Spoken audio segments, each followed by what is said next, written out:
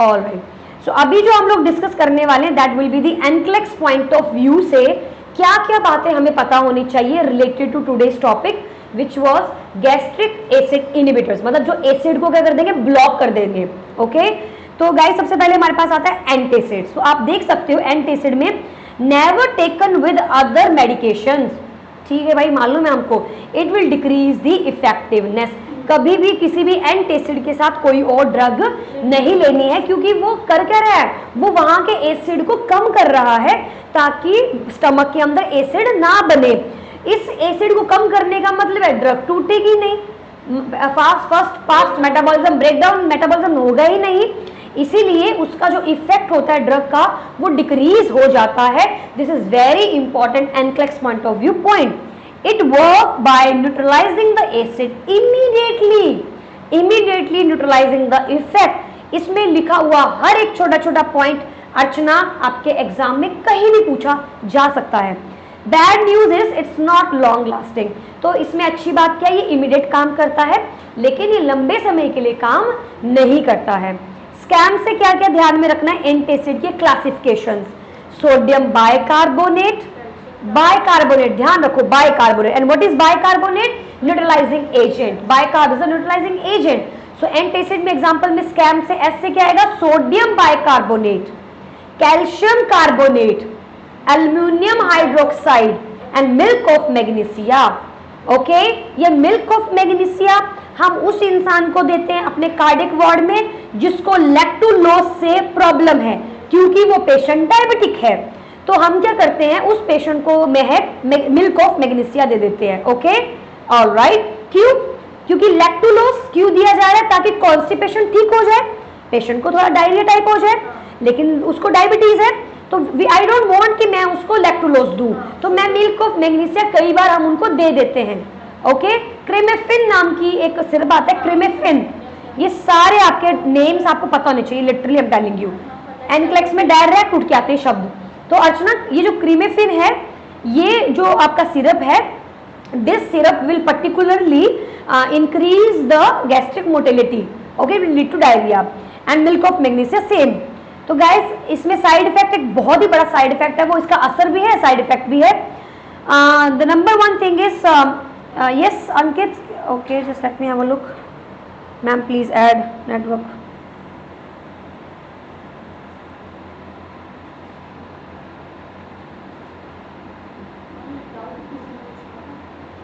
Okay, so scam, sodium, okay, so Ankit, we are basically discussing about antacids, never taken with other medication, decrease the effectiveness, it works by neutralising the acid. Okay, इसका काम, immediate काम क्या होता है, neutralise करना, और not too long to last, मतलब कि ज्यादा लंबे तक किसी ये काम नहीं करती है। एग्जाम्पल के तौर में sodium bicarbonate, calcium carbonate, aluminium hydroxide, milk of magnesia, these are the examples of your antacids. Okay, और इसमें प्रॉब्लम क्या है कि इसका साइड इफेक्ट काफी बड़ा है। जो एल्युमिनियम हाइड्रोक्साइड होता है वो करता है कॉन्स्टिपेशन, रंजना, और जो मैग्नीशियम ऑफ मिल्क बोल रहे हैं, मिल्क ऑफ मैग्नीशिया, वो करता है डायरिया। तो इन दोनों के बीच में जंग चली रहती है। Okay, so magnesium hydroxide it can upset stomach and liquid bowel movements, तो आपको ये डायरिया लीड कर सकता है, प्रॉब्लम में भी डाल सकता है, और अगर कॉन्स्टिपेशन है तो अच्छा रहेगा आप यही दे दो। Is it clear? Alright, key points क्या है, antacids are anti mixing, you can not mix these drugs with anything else. क्यों? क्योंकि ये दूसरों के असर को क्या कर देते हैं, खत्म कर देते हैं। It blocks another functions 1 hour before और 1 आवर आफ्टर मेडिकेशन। तो मैंने ये खाने की बात नहीं की है, मैंने दवाई की बात की है कि अर्चना जब भी आप कोई मेडिकेशन दोगे तो दूर से दोगे, या तो पहले दे दोगे या तो बाद में दोगे, मेडिसिन के साथ नहीं दोगे। जबकि अगर मैं बोलूं not for heart failure patient के लिए भी सही नहीं है। यहाँ पे कारण आता है स्वेलिंग, डायरिया, सोडियम, क्योंकि इसमें आपका जो सोडियम बाइकार्बोनेट होता है, कैल्शियम कार्बोनेट्स, इनमें जो ये आयंस पाए जा रहे हैं, electrolytes, these can affect the patient's heart, so not for heart failure, nothing over the counter drugs. Next, antacid contains sodium, तो बॉडी को क्या कर देता है, स्वेलिंग कर देता है। इसीलिए एंटासिड को हार्ट वाले से थोड़ा दूर रखेंगे। तो मैं कौन से वार्ड में काम करती हूँ अर्चना? कार्डिक वार्ड में। और कार्डिक वार्ड में मैंने क्या बताया, हम क्या देते हैं? पीपीआईज, रेंटेक। बट हम ये नहीं देते, हम सिर्फ कभी वर्स्ट केस सिनेरियो हमारे पास लैक्टुलोज नहीं है तो हम मिल्क ऑफ मैग्नीसिया दे देते हैं, but not for the antacid function but for the diarrhoea function. Okay, इसीलिए हम उनको दे देते हैं। लेकिन ध्यान रखना है, स्वेलिंग हार्ट वाला पेशेंट अवॉइड कीजिए। नेक्स्ट, अब बात करते हैं H2 ब्लॉकर्स की, जो अभी भी हम पढ़ के हटे हैं। H2 blockers, long lasting relief, okay? Histamine 2 receptor antagonist turn decrease the volume of acid production. आपके एसिड को क्या कर रहा है अर्चना? डिक्रीज कर रहा है। एग्जाम्पल रेंटेडिन, फेमोटेडिन। यस, नेक्स्ट आता है टेक 30 मिनट्स बिफोर मील। खाना खाने से 30 मिनट पहले आप इनको ले सकते हो ताकि पेट के अंदर जो एसिड है वो कम हो जाए, और जब आप खाना खाओ तो जो नॉर्मली जो एसिड पाया जा रहा है, जितना रिक्वायरमेंट है उतना इंसान डाइजेस्ट कर सके। तो ज्यादा एसिड को आधे घंटे पहले आप कम कर देंगे तो सही रहेगा। And 30 minutes before dinner. GRD में देना है, अल्सर्स में देना है, decrease gastric secretions, H2 receptor को ब्लॉक करता है। एंड एनक्लेक्स के पॉइंट ऑफ व्यू से पेशेंट को क्या एजुकेट करना है? आपने ओवर ईट नहीं करना है, क्योंकि एसिड पेट में कम है एंटासिड की वजह से। तो कृपया करके थोड़ा ही खाइए, क्योंकि पेट में थोड़े खाने लायक ही एसिड है। स्ट्रेस बिल्कुल भी मत लीजिए। नो स्मोकिंग, स्मोकिंग नहीं करनी है, वो और गैस्ट्रिक स्टिमुलेशन करती है और गैस्ट्रिक सिक्रीट को रिलीज करती है। नो नसेट्स और एस्प्रिन, बिकॉज एस्प्रिन नसेट्स दोनों ही म्यूकोसा को कम करते हैं और गैस्ट्रिक सिक्रीशंस को बढ़ा देते हैं। अगला जो एनक्लेक्स पॉइंट ऑफ व्यू से इंपॉर्टेंट पॉइंट है, that is your PPI, proton pump inhibitors, omeprazole, esomeprazole and pantoprazole. Key points क्या हैं आपके? Prazole prevent porous bone and possible GIT. हम तो पढ़ चुके हैं इसके बारे में कि पीपीआई जो होता है वो ओस्टियोपोरोसिस भी करता है। पीपीआई कैल्शियम, आयरन सबके एब्जॉर्प्शन को रिड्यूस करता है। Guys, this is the main reason to learn things deeply, क्योंकि जब आप चीजों को डीपली पढ़ते हैं तो उनमें से कुछ परसेंट डाटा आपके दिमाग में परमानेंट रह जाता है। पढ़ोगे ही थोड़ा तो फिर वो क्या ही रहेगा दिमाग में, राइट? सो पैराजोल होते हैं, ये प्रिवेंट करते हैं, पोरस बोन करते हैं, पॉसिबल जीआईटी इंफेक्शंस को क्या करते हैं? लीड करते हैं। क्यों? क्योंकि एसिड बॉडी में कम हो चुका है स्टमक में, अब हमें बैक्टीरिया टच कर सकता है और बैक्टीरिया मेरे ग्लूकोज को हार्म कर सकता है। ओके, इंडिकेशंस क्या है? हार्ट बर्न में दे दीजिए, जीआरडी में दे दीजिए, स्ट्रेस अल्सर, हॉस्पिटल अल्सर्स। ये अल्सर्स बेसिकली आपके जो हॉस्पिटल में लोगों को हो जाते हैं सोच के मेरी सर्जरी कब होनी है, मेरी सर्जरी कब होनी है, यू नो, इस kind of. Prevent development of ulcer due to surgery और हॉस्पिटल स्टेज। तो ये प्रिवेंट करते हैं, हॉस्पिटल के अल्सर्स को प्रिवेंट करते हैं। एनक्लेक्स पॉइंट ऑफ व्यू से इन्फेक्शन होगा तो कौन सा होगा? गाइस, क्लोस्ट्रीडियम डिफिसे अगर इन्फेक्शन होगी तो सी डिफिसे इन्फेक्शन देखने को मिलती है पीपीआई के प्रोलॉन्ग यूज करने से।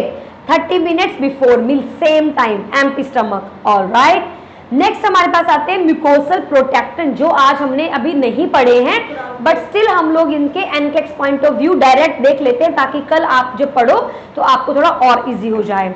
इट फॉर्मुलेट थिक लेयर, ये बहुत ही पतली सी लेयर बना देते हैं आपके स्टमक के इर्द गिर्द, ताकि जो एसिड आपके स्टमक में है वो अल्सर ना लीड कर सके। Very good. तो ये फिजिकल बैरियर क्रिएट करते हैं। फूड एंड मेडिसिन एटलीस्ट 1 से 2 घंटा आपको लेने होते हैं।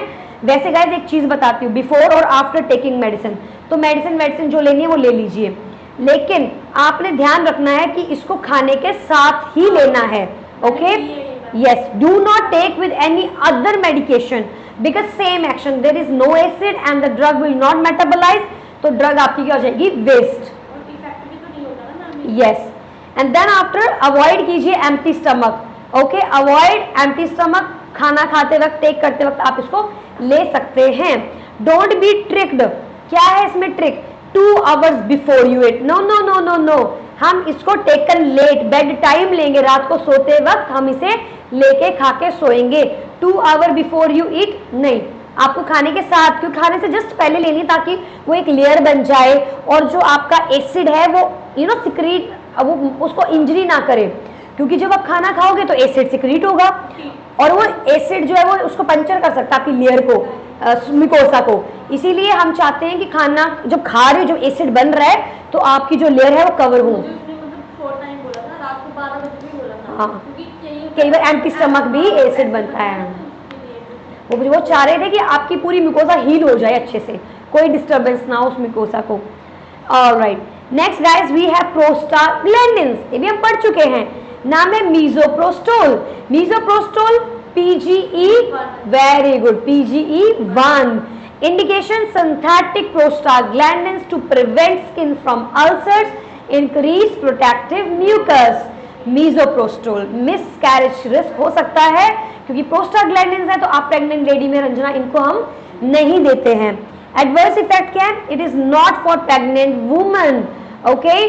Do not take any antacid, block absorption, okay. क्यों? ये तो साफ साफ ही इन तीनों में से कोई भी लेना ही नहीं है भाई, ये तो हमें मालूम ही है कि इनमें से कुछ भी साथ में नहीं लेना है। अगला हमारे पास पॉइंट आता है एक्टिवेटेड चारकोल। इसे भी अर्चना हम इंजेस्ट करते हैं पेट में, किसी ने जहर पी लिया, किसी ने हार्पिक पी लिया, किसी ने कोई मेडिसिन पी ली, तो हम क्या देंगे अर्चना? स्टमक के अंदर कोई ऐसी चीज देंगे ताकि स्टमक से जो पोर्टल सर्कुलेशन एब्जॉर्ब करने वाला है वो ना ऑब्जर्व करे। तो उस टाइम पे हम क्या देते हैं? Activated charcoal. This activated charcoal is used for initial treatment of salicylates, aspirin toxicity. Aspirin, जितने भी एस्पिरिन हो गए, सैलिसिलेट्स हो गए, इन सब की अगर टॉक्सिसिटी इन केस किसी को हो रही है तो हम इनके केस में भी एक्टिवेटेड चारकोल देते हैं। बाइकार्बोनेट दूसरा चॉइस है, पहला क्या है अर्चना?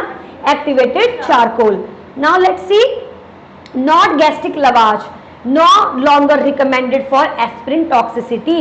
अगर आपको एस्पिरिन की टॉक्सिसिटी दिख रही है और लवाज वहां पे दिख रहा है, उसको टिक नहीं लगाना है क्योंकि अब वो प्रैक्टिस में नहीं है। मोड ऑफ एक्शन क्या होता है एक्टिवेटेड चारकोल का? अपने आप को कवर कर लेता है उस मटेरियल के साथ, बाइंड कर लेता है। So activated charcoal bind to the aspirin और व्हाटएवर इट इज, जो भी आपके स्टमक में इरिटेंट है, और क्या करेगा? उसकी एब्जॉर्प्शन को डिक्रीज कर देगा। कहाँ रंजना? स्मॉल इंटेस्टाइन में, क्योंकि स्मॉल इंटेस्टाइन में मेजॉरिटी एब्जॉर्प्शन होती है और वहीं से लीवर में पोर्टल वेन के थ्रू ब्लड में सर्कुलेशन में चली जाती हैं चीजें, तो हम वहीं पे ही सबको रैप अप कर देंगे। टॉक्सिसिटी ऑफ एस्पिरिन से क्या हो जाएगा? अगर कुछ ने खा भी ली एस्पिरिन तो क्या होगा? Altered mental status with disorientation and restless, क्योंकि आपको पता होना चाहिए एस्पिरिन अलग अलग डोज पे काम करती है, लो डोज में दी जाए, हाई डोज में दी जाए, अलग अलग फंक्शंस होते हैं और ये खून को पतला कर सकती है और जिसकी वजह से इंटरनल ब्लीडिंग भी हो सकती है। वार्फिंग या पेशेंट बार बार वॉमिट करता है, बहुत ही अननेसेसरी, ये भी टॉक्सिसिटी एस्पिरिन के देखने को मिलती है। Crazy breathing, hyper ventilation, patient क्या करेगा? क्यों? एस्पिरिन में ऐसा क्या होता है? यस गाइस, पढ़ोगे वैसे तो आप, लेकिन बताओ मुझे थोड़ा सा, एस्पिरिन किस कैटेगरी में आती है? पढ़ चुके हो आप? हाँ, very good. Non steroidal anti inflammatory में हमने इसको पढ़ा था, नहीं अभी मैंने पढ़ा नहीं है एक्चुअली। या यस, ठीक है, वो डोज डिपेंडेंट होती है, उस डोज के हिसाब से लो डोज पे प्लेटलेट की तरह भी लाइक नॉट एग्रीगेटिंग वाला काम भी करती है। उधर भी पढ़ा था, यस, कार्डियो में भी पढ़ा था। यस, नेक्स्ट हमारे पास आते हैं पेनक्रीलाइपेज। एंड गाइस, ये मेरे एग्जाम में क्वेश्चन आया था पेनक्रियालाइपेज का, I still remember this question. ये मेरे एग्जाम में क्वेश्चन आ चुका है। अगर इकलौती मेडिसिन गैस्ट्रो वगैरह की थी तो ये ड्रग थी, बाकी कैंसर के ड्रग्स आए थे, मुझे ज्यादातर कैंसर के ड्रग्स आए थे और एक गैस्ट्रो की ये पेनक्रियालाइपेज आया था, ज्यादा है, हो सकता है।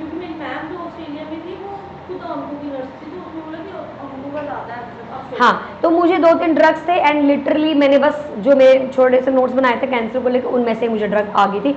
इतना फार्मा पढ़ने के बाद वो कैंसर में से उठ के आए थे ड्रग्स, बट पैनक्रियास में से ये एक ड्रग आया। तो क्वेश्चन कुछ इस प्रकार का था, वही खाने के साथ देना है, कब देना है?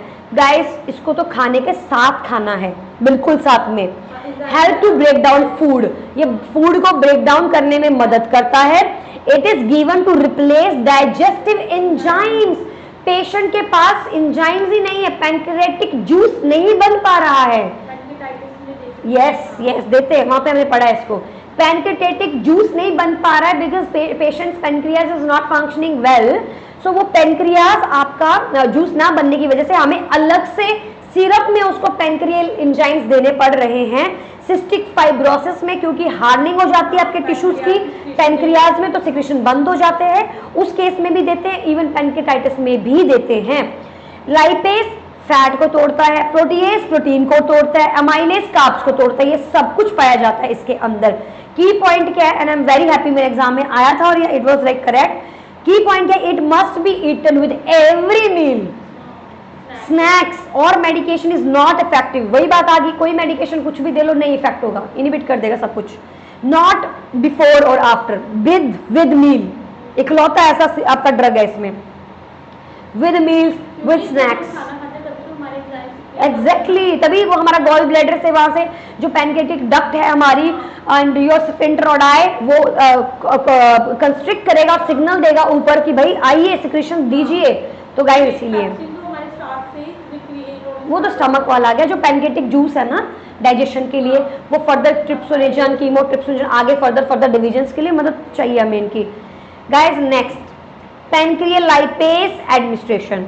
Open the capsule, sprinkle it on the content on the food and then without chewing उसे खाना है ताकि पेट में जाके उसकी डाइजेशन हो सके। And last we have pancreatic lipase admin, decrease fatty stool is an expected outcome, क्योंकि ये पर्टिकुलरली आपके खाने को तोड़ रहा है। तो अगर आपके स्टूल में फैट स्टूल कम हो रहा है, इसका मतलब है कि वो इफेक्टिव है, काम कर रहा है, फूड डाइजेस्ट हो रहा है।